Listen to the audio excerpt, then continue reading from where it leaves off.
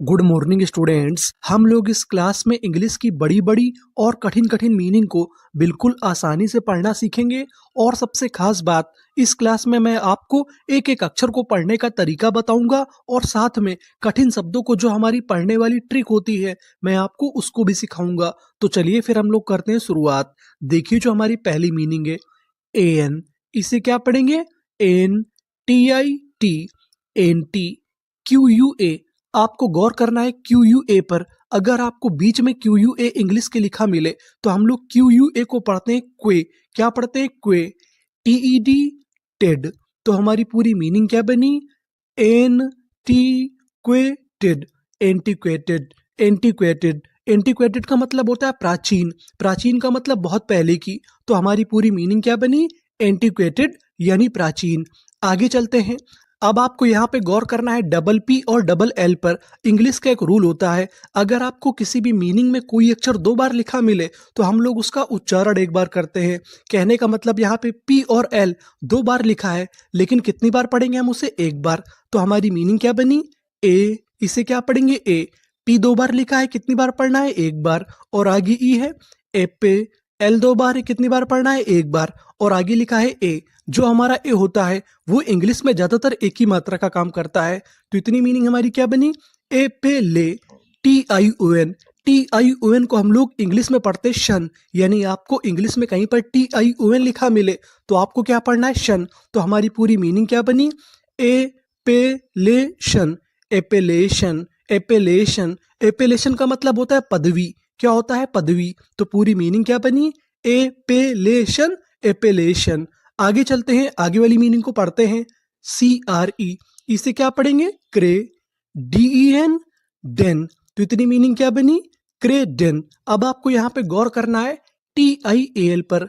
T I L को हम लोग इंग्लिश में पढ़ते शल, इससे हम लोग टी एल नहीं पढ़ते। यानी आपको कहीं पर टी आई एल लिखा मिले तो आपको क्या पढ़ना है? शल। तो हमारी पूरी मीनिंग क्या बनी?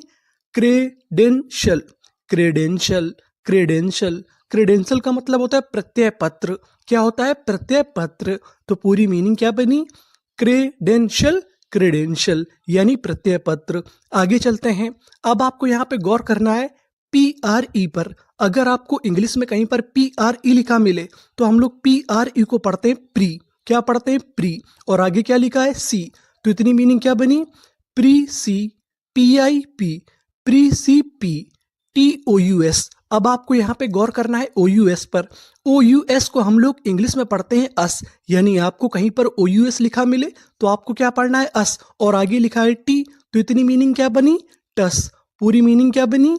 प्रीसिपिटस, प्रीसिपिटस, प्रीसिपिटस। प्रीसिपिटस का मतलब होता है तेज, यानी जो व्यक्ति या वस्तु तेज होता है उसे हम लोग इंग्लिश में क्या बोलते हैं?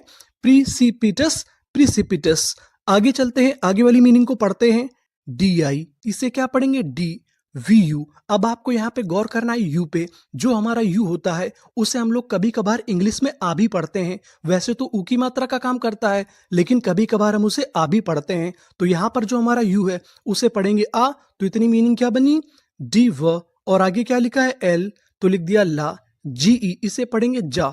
क्या पढ़ेंगे? जा। मैं आपको बता दूं कि आखिरी में लिखा है ई। आपको एक रूल याद रखना है, अगर आपको इंग्लिश की किसी भी मीनिंग के आखिरी में ई लिखा मिले तो हम लोग ई का उच्चारण नहीं करते, हम लोग ई से पहले तक का उच्चारण करते हैं। तो हमारी पूरी मीनिंग क्या बनी?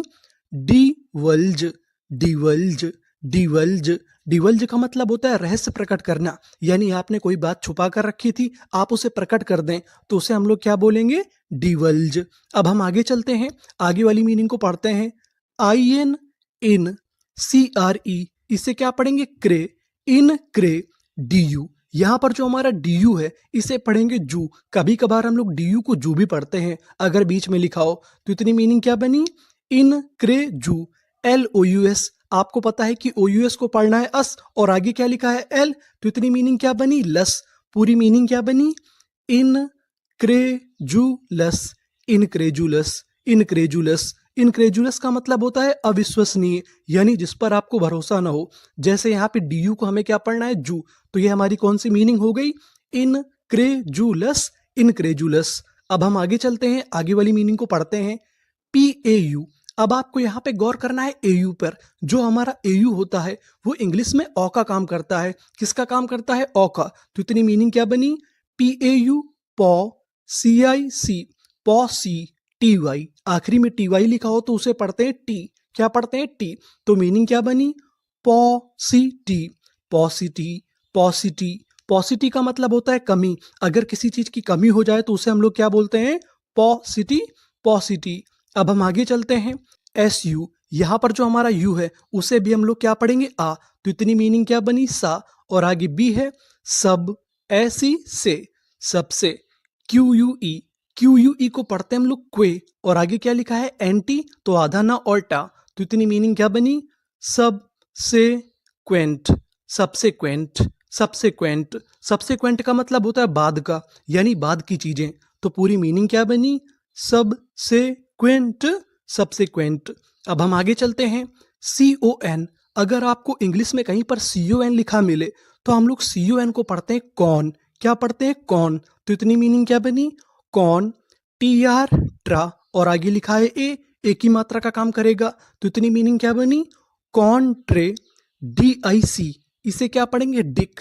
तो इतनी मीनिंग कॉन्ट्रेडिक, TORY। इसे पढ़ेंगे टरी। क्या पढ़ेंगे? टरी। तो पूरी मीनिंग क्या बनी? Contradictory, contradictory. कॉन्ट्रेडिक्टरी का मतलब होता है विरोधाभास, यानी परस्पर विरोध हो आपस में, उसको हम लोग क्या बोलेंगे? Contradictory, contradictory. आगे चलते हैं, आगे वाली मीनिंग को पढ़ते हैं। IM, इम, PE, पे, इम पे, TU। अगर आपको इंग्लिश में कहीं पर TUOUS लिखा मिले तो हम लोग TUOUS को पढ़ते हैं चूअस। क्या पढ़ते हैं? चूअस। ये हमारा महत्वपूर्ण कीवर्ड है। तो इतनी मीनिंग क्या बनी? Impetuous, impetuous, impetuous. इम्पेचुअस का मतलब होता है जल्दबाजी, यानी कोई व्यक्ति जल्दबाज हो उसे हम लोग क्या बोलते हैं? Impetuous, impetuous. आगे चलते हैं, आगे वाली मीनिंग को पढ़ते हैं। अब आपको यहाँ पे गौर करना है PRO पर। PRO को हम लोग इंग्लिश में पढ़ते हैं प्रो। क्या पढ़ते हैं? प्रो। इसे हम लोग प्रो नहीं पढ़ते। तो इतनी मीनिंग क्या बनी? प्रो, VESS, वेस। पूरी मीनिंग क्या बनी? Prowess, prowess, prowess. प्रोवेस का मतलब होता है वीरता, यानी ताकत दिखाना कहीं पर। तो हमारी पूरी मीनिंग क्या बनी? प्रोवेस, यानी आप ताकत दिखाएंगे तो आप क्या बोलेंगे? प्रोवेस। आगे चलते हैं। यहां पर शुरुआत में लिखा है RE, इसे पढ़ेंगे हम लोग री। आप चाहे तो इसे रे भी पढ़ सकते हैं, ये भी हमारा उच्चारण सही माना जाएगा। LI, लाई, री लाई, ANCE। अगर आपको इंग्लिश में कहीं पर ANCE लिखा मिले तो हम लोग उसे पढ़ते हैं एंस। क्या पढ़ते हैं? एंस। तो पूरी मीनिंग क्या बनी? रिलायंस, रिलायंस। रिलायंस का मतलब होता है भरोसा। आपने अभी तक देखा होगा कि रिलायंस काफी जगह लिखा रहता है, उसका मतलब क्या होता है? भरोसा। तो पूरी मीनिंग क्या बनी? रिलायंस, रिलायंस। आगे चलते हैं, आगे वाली मीनिंग को पढ़ते हैं। RE, यहां पर जो हमारा RE है इसे पढ़ेंगे रे। क्या पढ़ेंगे? रे।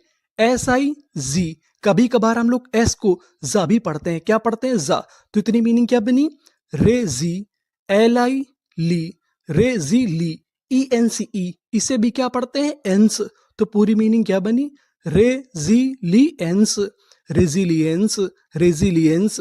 रेलिजियंस का मतलब होता है लचीलापन। क्या होता है? लचीलापन। तो पूरी मीनिंग क्या बनी? Resilience, resilience. अब हम आगे चलते हैं। IN, इन, TE, टे, इंटे, RI, री। आगे M है, मा। Interim, interim, interim. इंटरिम का मतलब होता है आंतरिक। जो हमारी सरकारें होती हैं उनके लिए हम लोग शब्द प्रयोग करते हैं इंटरिम, यानी आंतरिक सरकार। आगे चलते हैं, आगे वाली मीनिंग को पढ़ते हैं। HY, HY को हम लोग पढ़ते हैं हाई। क्या पढ़ते हैं? हाई। PO, पो, हाइपो, THE, थे, TIT, CAL। इसे पढ़ेंगे कल। तो पूरी मीनिंग क्या बनी? Hypothetical, hypothetical, hypothetical. हाइपोथेटिकल का मतलब होता है काल्पनिक, यानी जो चीज असली ना हो हम लोग कल्पना करके लिखें या बोले तो उसे हम लोग क्या बोलेंगे? Hypothetical, hypothetical. आगे चलते हैं, आगे वाली मीनिंग को पढ़ते हैं। यहां पर जो हमारा ए लिखा है उसे पढ़ेंगे आ। एस्टियो, स्टो, एस्टो, NI, नी, SHI, CING। इसे क्या पढ़ते हैं? इंग। तो इतनी मीनिंग क्या बनी? अस्टोनिशिंग, अस्टोनिशिंग, अस्टोनिशिंग, अस्टोनिशिंग। अस्टोनिशिंग का मतलब होता है आश्चर्य करने वाला। तो पूरी मीनिंग क्या बनी? अस्टोनिशिंग, अस्टोनिशिंग यानी आश्चर्य करने वाला। आगे चलते हैं, आगे वाली मीनिंग को पढ़ते हैं। आर ई, इसे यहाँ पर पढ़ेंगे री। एस टी ओ, इसे यहाँ पे पढ़ना है स्टॉ। तो इतनी मीनिंग क्या बनी? री स्टॉ। सीके, सीके को पढ़ते हैं का, यानी आपको इंग्लिश में कहीं पर सीके लिखा मिले तो हमें सीके को क्या पढ़ना होता है? का। और आगे लिखा है आईएनजी, इसे पढ़ेंगे इंग। आईएनजी को हम लोग क्या पढ़ते हैं? इंग। तो इतनी मीनिंग क्या बनी? किंग। पूरी मीनिंग क्या बनी? री स्टॉकिंग, रीस्टॉकिंग, रीस्टॉकिंग। रीस्टॉकिंग का मतलब होता है पुनर्भंडारण करना, यानी किसी चीज को फिर से इकट्ठा करना। उसे हम लोग क्या बोलेंगे? Restocking, restocking. अब हम आगे चलते हैं। एस ओ, एस ओ को यहाँ पे पढ़ेंगे हम लोग सौ। L U, lu. कभी कभार हम लोग एल यू को ल्यू पढ़ते हैं। क्या पढ़ते हैं? ल्यू। बी एल ई, अगर आपको इंग्लिश में कहीं पर बी एल ई लिखा मिले तो हमें बी एल ई को पढ़ना होता है बल। क्या पढ़ना होता है? बल। तो पूरी मीनिंग क्या बनी? Soluble, soluble, soluble. सॉल्यूबल का मतलब होता है घुलनशील, यानी जो चीज हमारी कहीं पर घुल जाए उसे हम लोग क्या बोलते हैं? Soluble, soluble. आगे चलते हैं, आगे वाली मीनिंग को पढ़ते हैं। I N in T O, इसे यहां पर पढ़ेंगे टॉ। एक्साई टॉक्सी, इन टॉक्सी। सी ए, इसे पढ़ेंगे के। T E D ted. तो पूरी मीनिंग हमारी क्या बनी? Intoxicated, intoxicated, intoxicated. इंटॉक्सिकेटेड का मतलब होता है नशे में, यानी कोई व्यक्ति अगर हमारा नशे में है तो हम उसे क्या बोलेंगे? Intoxicated, intoxicated. आगे चलते हैं, आगे वाली मीनिंग को पढ़ते हैं। एफ आर ए, इसे हम लोग क्या पढ़ेंगे? फ्रे। जी आर, इसे क्या पढ़ेंगे? ग्रा। और आगे क्या लिखा है? एन सी ई। तो इतनी मीनिंग क्या बनी? ग्रेंस। पूरी मीनिंग क्या बनी? Fragrance, fragrance, fragrance. फ्रेग्रेंस का मतलब होता है खुशबू, यानी महक। तो हमारी पूरी मीनिंग क्या बनी? Fragrance, fragrance.